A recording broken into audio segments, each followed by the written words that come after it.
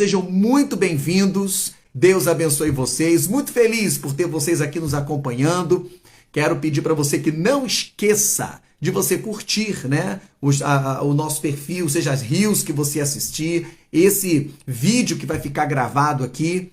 Não deixa de curtir, não deixa de compartilhar e também de comentar. É muito importante que você faça isso, para que nós possamos colocar mais conteúdos que venham abençoar a sua vida, o seu casamento. Outra coisa, coloque seu testemunho, o que Deus tem feito na sua vida, o que você tem aprendido, porque o seu testemunho será também de incentivo para outros que estarão lendo, estarão vendo e vai ser uma bênção. Amém? Glória a Deus. Então é isso. Nós estamos aqui justamente para poder abençoar você, para abençoar a sua vida, o seu relacionamento. Tá certo? Nós paramos, né? Começamos a falar sobre a prática espiritual do temor, ok? Nós começamos a falar sobre a prática espiritual do temor a Deus. Então nós paramos falando sobre a questão da intimidade, ou seja, eu disse que Deus, ele tem desejo de ter uma intimidade com o homem. Né, a intimidade que ele tinha com outros do passado, como Abraão, como Moisés, homens como Pedro, João. Então Deus, ele tem esse desejo de continuar tendo essa intimidade com o homem, ok? E aí nós temos um texto bíblico aqui para poder lermos. Diz aqui 2 Timóteo capítulo 1, verso 7, que é o texto base a qual nós estamos trazendo esta meditação para você. Diz assim: porque Deus não nos tem dado espírito de covardia, mas de poder, de amor e de moderação. Espírito de covardia no sentido de temor, medo. E eu disse, não dá para ter um relacionamento à base do medo. Sabe por quê? Porque o medo, ele não permite que você seja autêntico no relacionamento. Textos que nós lemos aqui: achegai-vos a Deus e ele se chegará a vós. Isso está em Tiago 4:8. E Provérbios 3:32 diz assim: mas com os sinceros ele tem intimidade. O que esses textos ele tem em comum? O que eles têm em comum? Na verdade, eles demonstram que o medo atrapalha o relacionamento. Como assim, pastor Magano? Vamos lá, achegai-vos. Quem tem medo não quer ficar perto da pessoa que lhe causa esse pavor, esse terror. Se você tem medo de uma pessoa, você quer ficar perto dela? Não, você quer sair correndo, você quer distância de uma pessoa que te provoca medo, né? Outra coisa, sinceridade. Quem é sincero com alguém que lhe dá medo? Não, você tem medo da reação da pessoa. Então você não tem como ser sincero com essa pessoa que lhe causa medo. Então, achegai-vos a Deus e sinceridade. Como se achegar a Deus se você tiver medo? Como ser sincero com Deus se você tem medo? Não dá para ser autêntico. Escreva isso aí para você relembrar. Escreva só: jamais poderá haver uma intimidade verdadeira no relacionamento quando o medo e o terror se fizerem presentes. Isso que eu estou falando vale tanto para a vida conjugal quanto para o relacionamento com Deus. Não dá para você ter um relacionamento quando o medo e o terror se fazem presentes. Você quer ver? Imagina um relacionamento, né, um conjugal, onde a esposa não tem liberdade para poder falar com o marido qualquer tipo de assunto. Talvez alguma coisa que incomode ela dentro do relacionamento, que está trazendo para ela umas emoções negativas, que está entristecendo. Aí ela não conversa com ele porque ela tem medo da reação dele, sabe? Tem marido, queridos, que a família tá chegando, quando chega na hora do trabalho, que ele tá chegando em casa, a mulher fica: ai meu Deus, ele tá chegando, oh meu pai, o medo do homem, o medo do marido. Ela tem medo de falar com ele qualquer tipo de assunto. Não, eu não vou falar isso com ele não, porque ele vira um monstro, ele vira um diabo. Você tá entendendo? As atitudes, a reação do marido com determinado assunto que ela pode conversar com ele, isso dá pavor a ela. Claro que ao contrário também existe. Às vezes tem marido que não consegue ter liberdade para falar com a esposa com medo da reação dela. certos assuntos que está incomodando, que está entristecendo ele dentro do relacionamento, se você vai falar, por que tu não fala com ela? Tá louco? Vou falar com ela? Ela vai ficar endemoniada, rapaz. Pelo contrário, daqui a pouco eu vou dormir no sofá. Aí ela deixa até o cachorro sem teto, porque o marido vai dormir lá na casinha de cachorro. E outras tortura mais, deixar sem refeição, sabe? Aí eu pergunto, seja sincero e honesto comigo. Como pode haver uma intimidade verdadeira nesse casamento, aonde o medo e o pavor estão ali imperando, sendo movimentados dentro desse relacionamento? Não tem como existir, não dá. Agora você imagina isso com Deus. O medo fará com que você não se abra com Ele. Você não será autêntico, você não será sincero nas suas orações, você não irá conseguir revelar o segredo para ele porque você tem medo de Deus. Não, ele é fogo consumidor, não, tem que tomar cuidado com o que fala. Aí você não cria uma intimidade. Eu já vi gente quando vai orar, enquanto Deus ele quer uma intimidade com a gente, Jesus quer uma intimidade, tem gente que começa a orar, querido, eterno, sublime, do beneplácito. Rapaz, pelo amor de Deus, você está conversando com Deus que disse que é o teu pai. Então senta com ele, conversa com ele, paizinho, é isso. Mas quando você tem medo, você não faz isso, você não tem essa liberdade. Você não é sincero, você quer distância de Deus porque você tem medo dele. Então não dá para ter um relacionamento de medo para com Deus, tanto na vida conjugal e trazendo agora para um relacionamento com Deus. Não dá. E aí só quem perde é quem? Somos nós, é você. Porque é muito bom você ter essa intimidade com Deus. Sabe qual é a consequência de um relacionamento movido pelo medo? Baseado no medo? Sabe qual é a consequência?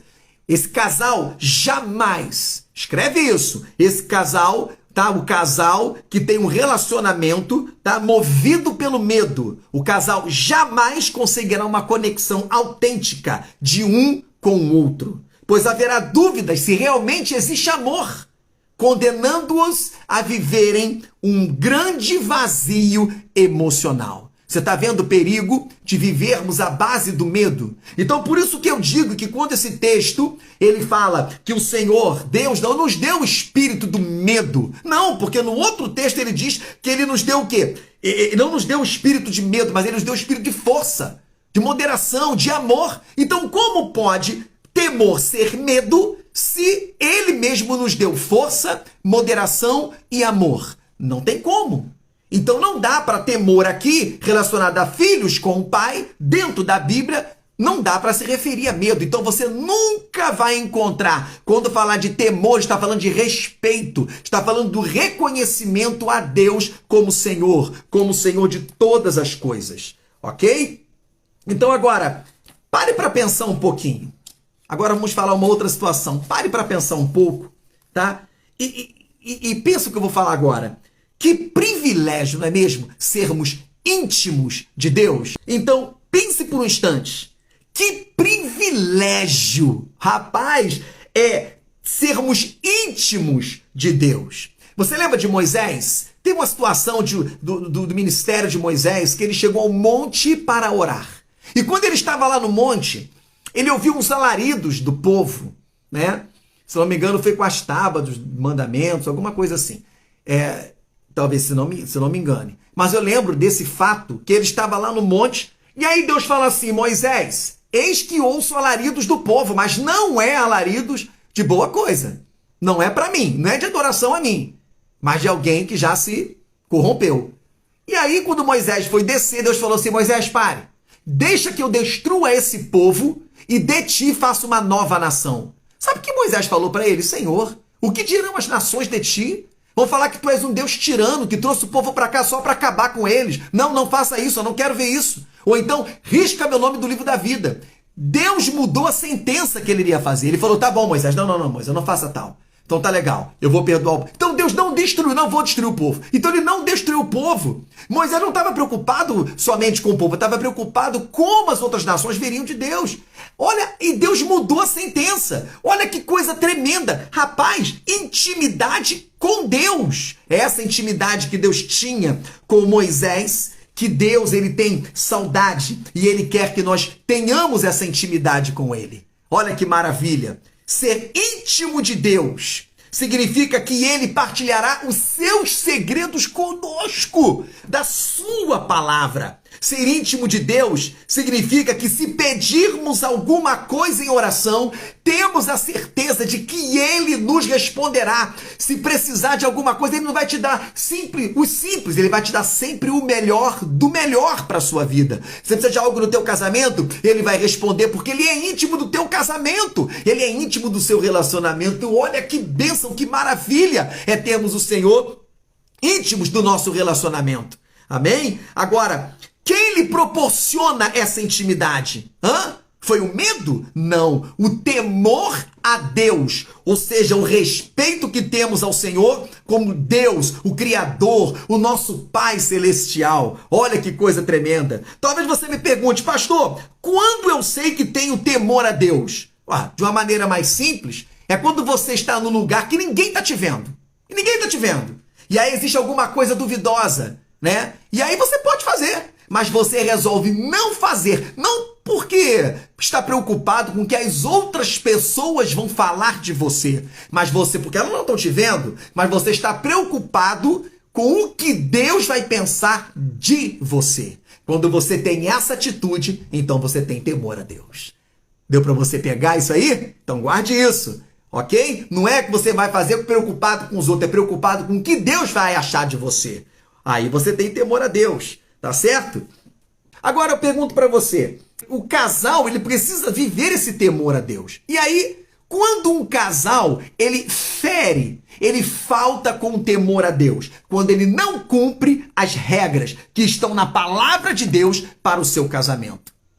Aí é complicado. Ou seja, a Bíblia diz assim, Efésios 5:25, para a gente poder encerrar. Maridos, amai vossas esposas como Cristo amou a igreja, a ponto de morrer por ela. Ou seja, ao invés do marido cumprir isso, demonstrando, sendo amoroso, né, amável, gentil, cuidador, sabe, bondoso, aí ele faz tudo o contrário. Aí ele se comporta diante, no seu casamento, né, com a sua esposa, com o seu cônjuge, como arrogante, estúpido, ameaçador, não cumpre seu papel de marido e de homem da casa.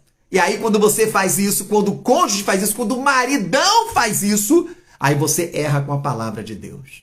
E aí você errando com a palavra de Deus, você falta com temor a Deus, que deu ordem para que nós fizéssemos isso, explicando no relacionamento. Da mesma forma a esposa. A Bíblia diz assim, esposas, respeitai vossos maridos. Ou seja, tratá-lo com respeito, né? Com amor, com carinho e até para repreendê-lo. Quando você tiver que repreender o seu marido, espere em particular. E depois, quando você for falar, nada de acusação. Fala com carinho, com amor. Amor, você errou, não é isso, tudo e tal. Não, mas ao invés de tratar dessa forma como a Bíblia diz, tratar com respeito, o que ela faz? Ela humilha o seu marido na frente de outras pessoas. Chama ele de burro, de estúpido, né? de imprestável. Muitas vezes usurpa a autoridade do marido na frente, né? De como pai, de sacerdote, na frente dos filhos, na frente de outras pessoas. Ou seja, xingamentos. Aí quando faz isso, também a esposa erra com que a palavra de Deus ensina as atitudes que precisamos ter dentro do relacionamento. E aí a esposa falta com temor a Deus, porque não cumpre o que está na sua palavra. Você está entendendo? E aí, da mesma forma, tem os cônjuges. A Bíblia diz assim, em 1 Coríntios 7:5, cônjuges, não vos defraudeis uns aos outros. Está falando de quê? De sexo. Ou seja, nem o marido, nem a esposa podem negar sexo um para o outro. A não ser de comum acordo, não por briga. Não é isso que a Bíblia está ensinando. Tem pessoas que se defraudar, negam. Quando você faz isso, você defrauda, você nega, ou seja, o sexo é parado por causa de birra, de briga, essas coisas todas, você também erra.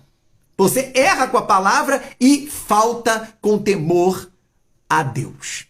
Ou seja, a falta do temor a Deus, ele faz com que você deixe brecha no seu relacionamento, no seu casamento. E aí, Satanás ele vai encontrar rapidinho. E quando ele encontra essa brecha porque você faltou com temor a Deus, ele entra no seu relacionamento e faz um estrago terrível.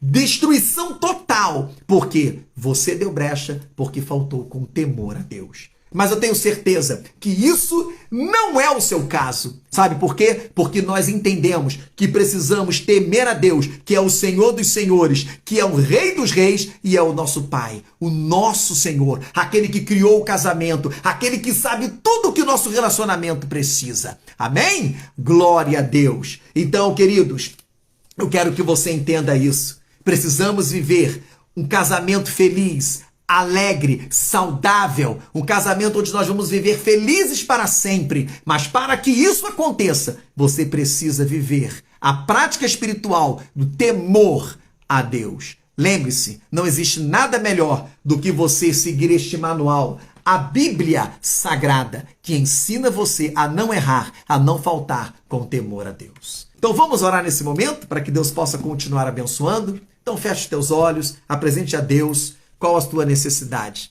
Querido Deus e eterno Pai, Senhor, somos gratos a Ti por tudo que tens feito em nossas vidas. Obrigado, Senhor, porque grandes coisas já temos sentido, visto e pela fé vimos, Pai amado, acontecer na vida de muitos casais que têm participado de meditação na palavra e de oração, Pai querido, no casamento. Senhor, entra com providência na vida de cada um dos seus filhos. Uns estão aqui sozinhos, não estão em casais, estão apenas o cônjuge, e eu quero abençoar a vida dele. Senhor, Tu sabe o que está sendo apresentado, Senhor, diante de Ti. Enfim, Pai, cada casal que vai assistir mais tarde este vídeo, que quando eles estiverem ouvindo esta palavra, eles sejam abençoados pelo poder de Deus, que o casamento deles tome um outro rumo. Se aconteceu a falência do romantismo, haja, Pai querido, sim, de novo, o renovo no romantismo. Se houve a falência da paixão, do desejo, Pai amado, que venha a haver o renovo na vida deles, que haja um avivamento no relacionamento deles, ou seja, aviva, traz de volta a vivacidade no casamento dos meus irmãos. Eu não sei qual a necessidade deles, eu não sei qual a dificuldade, Senhor, que eles estão passando, mas uma coisa eu tenho certeza, a Tua palavra diz, tudo que pedirdes em meu nome, eu farei para que o Pai seja glorificado no Filho. Por isso eu profetizo milagre na vida de todos os casais, de todos os cônjuges, em nome de Jesus. Amém, amém e amém. Bem, queridos, Deus abençoe a sua vida rica e abundantemente, que o Espírito Santo fale melhor no seu coração e lembre-se, o teu casamento é um milagre de Deus. Deus abençoe, fique na paz e tchau, tchau!